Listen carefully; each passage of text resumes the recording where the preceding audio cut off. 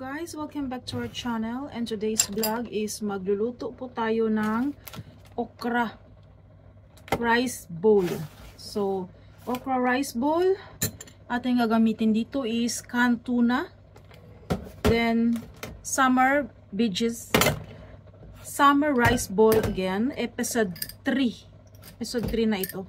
And of course, pag summer, number 1 nilang tinatangkilik na pagkain ay ang Japanese salted plum or omiboshi.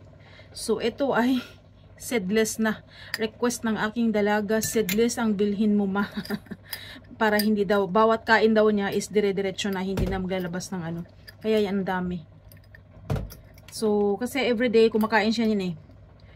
Bago siya uminom ng tubig, talagang hapon na hapon, tulad sa ama niya. Bago siya uminom ng tubig, kakain mo na siya ng ganito. Then, gamit tayo ng soy sauce na maasim, na mayroon siyang kasamang orange. Orange baga, parang lemon. Pero hindi siya lemon. Ano bang? Ponzu. Ponzu ang tawag dyan. Tapos, sushi vinegar. Then, ito ay, ano ba to? Bonito flakes. Or tinatawag nila dito na, na dried bonito flakes. Yun. Or ano ba yun? Katsubushi. So not sponsored, just on this sharing. Please watch until end sa ating vlog at very simple, delicious, and of course summer food. So as I've said, pag sinabing summer, kailangan kumain tayo ng mga pagkain na nakakatulong mag sarasara. Ano bang tawag sa English ng Tagalog ng sarasara? Yung hindi malapot, pang linaw, hindi eh. Hindi pang di ba pagka summer tapos malapot yung dugo mo? So, risky ang iyong katawan sa heat stroke. Yun, kailangan ang pagkain mo pag summer is yung pagkain na hindi nakapagpapalapot ng dugo. So, yun. Then, watch until end guys, at ating i-steam muna ang ating okra. So, ang okra is a very, very healthy kind of food or vegetables na which is dapat tangkilikin natin na araw-araw natin kainin ito. Dahil napaka-healthy ng okra. So, yun guys, i-boil ko muna ito or i-steam ko muna. Then, I use 5 peraso na omiboshi. Watch until end sa ating vlog. So, ayan guys, na-steam ko na siya ang ating okra. Then, habang mainit pa yan, tayo ay mag-prepare ng sushi rice. Sushi rice. Ang mahal na talaga ng bigas ngayon. Grabe. Oh, ang bango. Yummy, yummy. Amoy pa lang. Busog ka na. Kung kailang magda-diet ka, no? Sarap kumain. Walang diet sa army. Dahil sa pag-init ng panahon, kailangan mo ng energy. So, kain pa more. Tapos, 1, 2, 3, ubos mo na nga. Tatlo kayo. Dagdagan pa natin kasi parang kulang. Kasi nung nakaraan, sabi ng anak kong babae, parang wala daw vinegar. Sabi ko, sige next time damihan natin. Okay, pwede na yan. Para kahit paano bahagya pa siyang manunuot sa rice yung ating rice vinegar. Halo-halo lang ng light. I mean, yung ibig sabihin karoy. Ano ba? Huwag masyadong lakasan ang paghalo para hindi madurog. Ayun. Ang hirap mag-isip ng Tagalog version.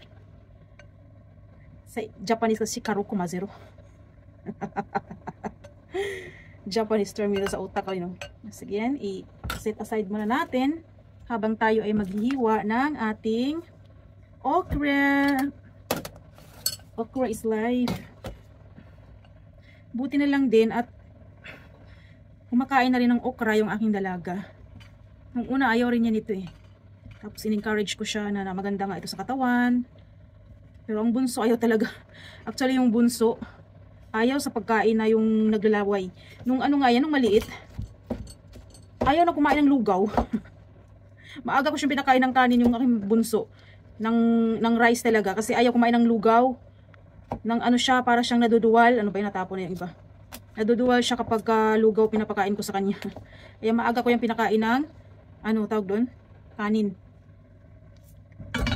So yun guys, na-slice ko na po yung okra.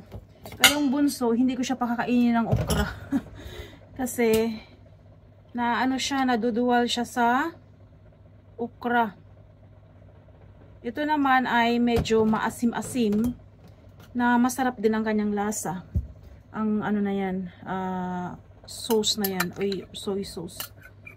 May kasama siyang lemon. Parang sa atin, ano bang tawag doon? Yung mayroon tayo niyan sa ano, Pinas. So, ito nga pala ang umiboshi. Diyan natin siya ihahalo sa okra. Yan. Tapos, natin siyang haluan ng bonito flakes or katsuboshi. Ang bango. Amoy isda. Katsuboshi.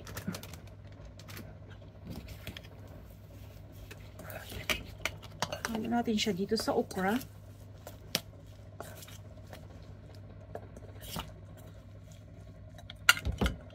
At ating tuna. So, let's prepare guys for ating rice bowl. This is malinis naman. Pinunasan ko na siya. Then, let's put a rice on a bowl.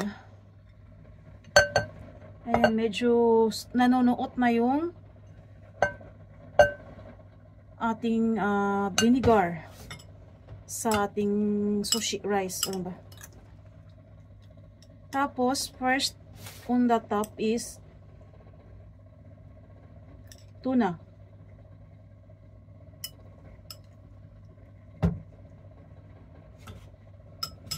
And on the top, let's put a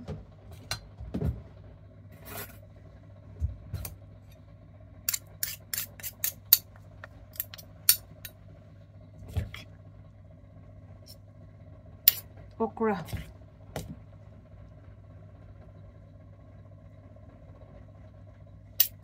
So this is it. This is ready to serve.